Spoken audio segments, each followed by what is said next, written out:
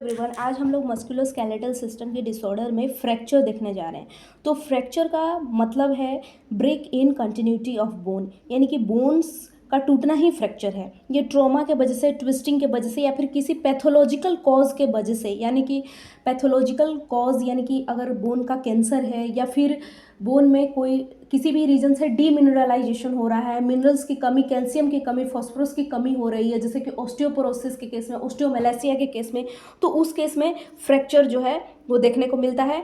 इसमें डिफॉर्मिटी होता है। साइन एंड सिम्टम की बात करें तो पेशेंट में पेन होता है, फ्रैक्चर एरिया में पेन, टेंडरनेस देखने को मिलता है। साथ ही जो मसल स्ट्रेंथ है, फंक्शन है, वो डिक्रीज हो जाता है।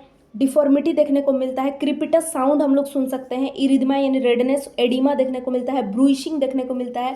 ब्रूइशिंग जो है वो ब्लीडिंग के वजह से अंडर द स्किन ब्रूइसिंग देखने को मिलता है। मसल स्पाज्म देखने को मिल सकता है। साथ ही न्यूरोवास्कुलर इम्पेयरमेंट भी देखने को मिल सकता है। अगर इनिशियल केयर की बात करें तो पेशेंट को सबसे पहले इमोबिलाइज करना रहता है एक्सट्रीमिटी को। देन जो पल्स है उसे एसेस करना रहता है, न्यूरोवास्कुलर स्टेटस को एसेस करना रहता है। इस वीडियो में हम लोग स्पेशली जो है वो टाइप्स ऑफ फ्रैक्चर को देखेंगे।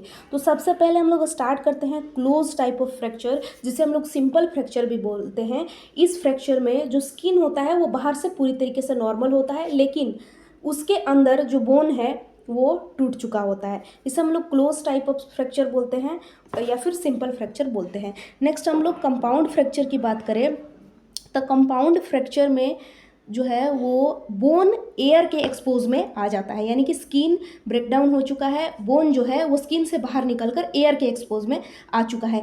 इसमें जो सबसे ज़्यादा रिस्क रहता है वो इन्फेक्शन होने का और सॉफ्ट टिश्यू के इंजुरी होने का रिस्क मोस्ट कॉमन देखने को मिलता है कंपाउंड टाइप ऑफ इंजुरी में या फिर ओपन इंजुरी में।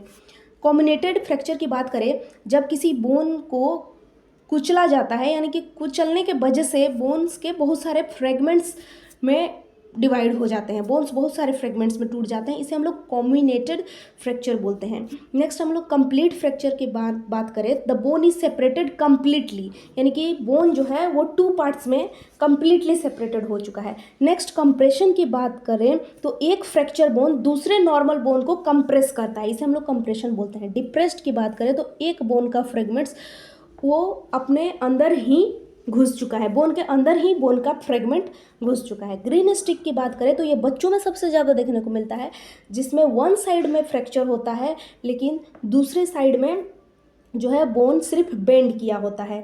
ये बच्चों में सबसे ज़्यादा देखने को मिलता है। नेक्स्ट हम लोग इमेज भी इसका देखेंगे आगे। इम्पैक्टेड फ्रैक्चर की बात करें, a part of fracture bone is driven into another bone, इसमें भी